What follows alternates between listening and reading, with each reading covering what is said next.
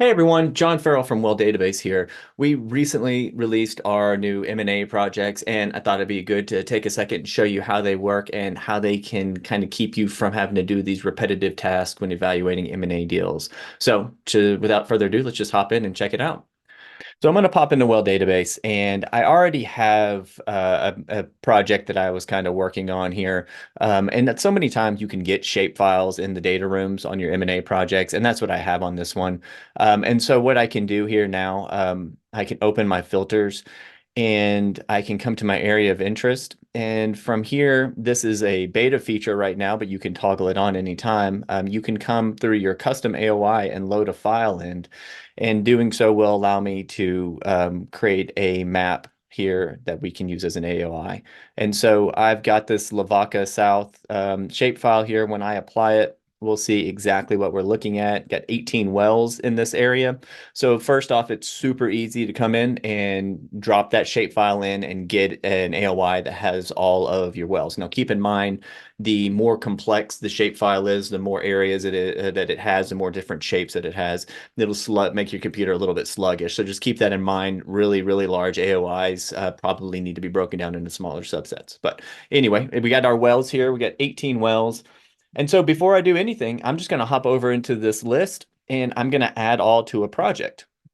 Now, I can add it to an existing project for this purposes. I'm going to create a new one. This is going to be our Lavaca South deal. And so now from the project types, the new thing is that we can create an M&A project. So when we do, we can give it a description, mineral deal in Lavaca County. Hit save. Now that's creating the project. So after we create the project, we need to add the wells to the project. So what you'll see, it was going to add 18 wells here. Now this is where the kind of the fun kicks in.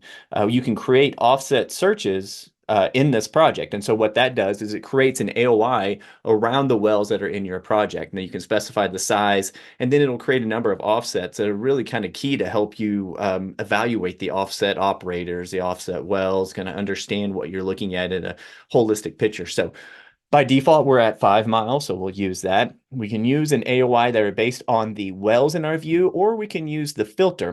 Now, this is actually important because if you have an AOI that doesn't have a lot of wells in it, then it's really not useful to use the well envelope. So you need to use your AOI filter. So if you've got a really undeveloped area, then just drop that shapefile on and then use the filter AOI. For our purposes, the well envelope will work just fine. And so I'm going to put you can put notes here, and notes are helpful if you're going to do multiple sets of wells.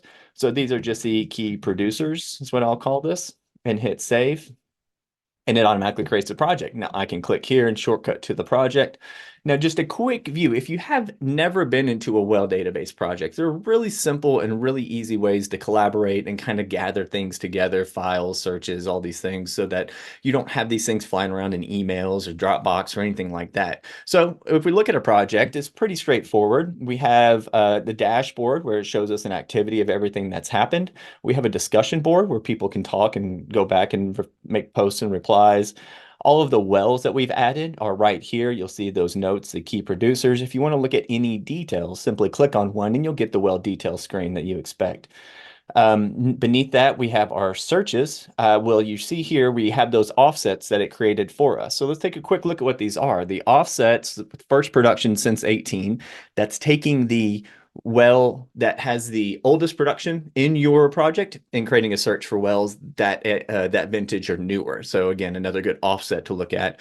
Offsets with lateral links using your range from your wells, 2,900 to 13,000 here. So that's good as well. TVDs. So we have the ability to do this by formation, but when doing it by TVDs, it gives it a little bit more of a abstracted from the evaluation of which formation we're looking at.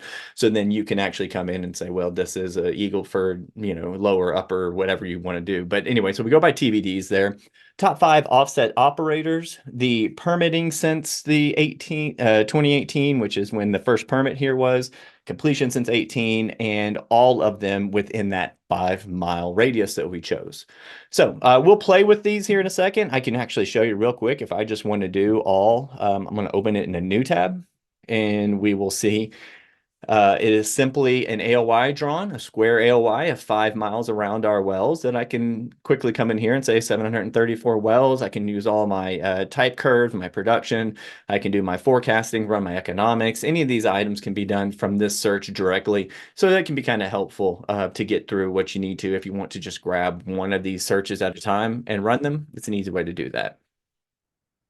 Back on the project though, I'm going to skip down and we'll go right into the analytics, which is something new for the M&A projects. So you can take just your project wells and run all the analytics you want on it. So you can use all the dashboards, the custom charts, those kind of things.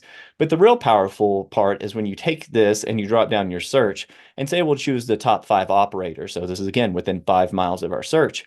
We do that and then we can create a benchmark. And so our benchmark is our project wells as a natural fit. So it means everything we do here will do a comparison with those top 5 operators in the offsets and our project wells. So for an example, if I drop down my dashboards here and I choose the production dashboard, we're already grouped by the current operator. So that makes this naturally make some sense. And so now we can see each of the operators that are offsetting these, and then you'll see that you get a series that is specific for the project well. So we can see how this compares to the offsetting production. Now, when we're talking about these, the monthly production doesn't seem as interesting, but if I come into a type curve, that's going to be very interesting. So now we can quickly come in and say, well, here are my project wells again. I can see that as a type curve, they look pretty good compared to the offset operators. Now, when you're evaluating an M&A deal, there's so much that goes into it. But one of the key things is to understand, are you buying assets that are underperforming or overperforming? What can you expect from the future out of them? And this is just a quick way to kind of gauge it around the offsets around the area you're in. So you can run any of these analytical tools that you want. You can run through all of our dashboards, your custom dashboards. Everything you need is here. So that's whenever we're comparing these to our offset search. Now, when we kind of ignore this benchmark and come back to our project wells, there's a few dashboards we have that are super powerful here. So if I come down into the dashboards, and the first one is our PDP overview. So what this is going to do is going to take all of the evaluation that we do, our auto fitting that we do on the back end from WellDatabase, and it'll apply all of the information so that you can get a PDP number based upon those pre-calculated numbers. Now, it's one thing to keep in mind, and we'll do another video about this, but whenever we do our best fits, we don't just willy-nilly throw them on there. We actually go through a lot of detail to try to ensure that we get a fit that is very accurate. But if we look at this dashboard, you can see total number of wells that have oil production, the total cum production to date, and a 30-year EUR number. And then the same things for the gas and water. These numbers are very quick, and you'll probably want to take these out to an economic software to do a more in-depth analysis. But for a very quick and dirty go, no go kind of decision, this is a perfect thing.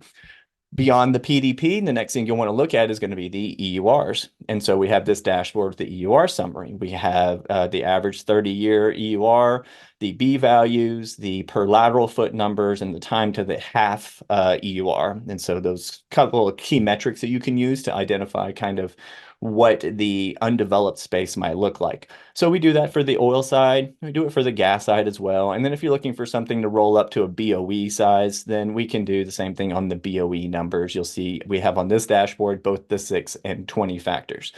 So again, if we're just talking about looking at a set of wells and trying to understand what's the PDP value, what are the EURs for the undeveloped, and then what do the offsets do, our work is done. Now we know if it fits our criteria and we need to take this further, or we can back out and leave this behind us.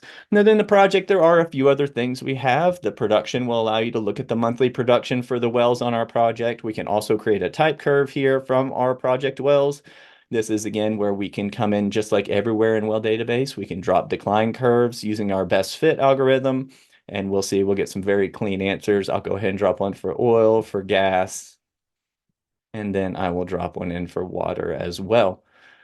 And so even if you're not using those dashboards and diving into that data, you can still get some information here, and you can see our hyperbolic 0.7, 0.4, 0.4. Now this is done on an average number, so it's not going to look like exactly like those dashboards do, but that's okay. But we can see what these numbers are. We can see an EUR here for each of these streams. And then like everything in WellDatabase, you can copy out, take out the images, take out the data behind this. You can save these type curves. You can export out the data here. And even kind of in an odd meta way, you can save those files to your project. Under the admin section, you will see you have sections to choose from here. And this is important because some of these might not make sense to you and no need to muddy the water there. But if I want to add a new section, you'll see like files as an example, where I can have a section where you can then upload files. You can attach files to wells, you can attach files to the project level. And then, we won't dive into detail today, but we do have an economics that are coming down the road where you can do a little bit in-depth economic evaluation. So this is kind of the high level of how you can work within the projects to M&A projects to kind of give you a quick answer to your immediate questions and then let you dig down into the details only if you validated that this is a project that you want to dive into. Thank you for watching this video. And if you have any questions, follow up with us, welldatabase.com, and we will be happy to help you. Thanks for watching.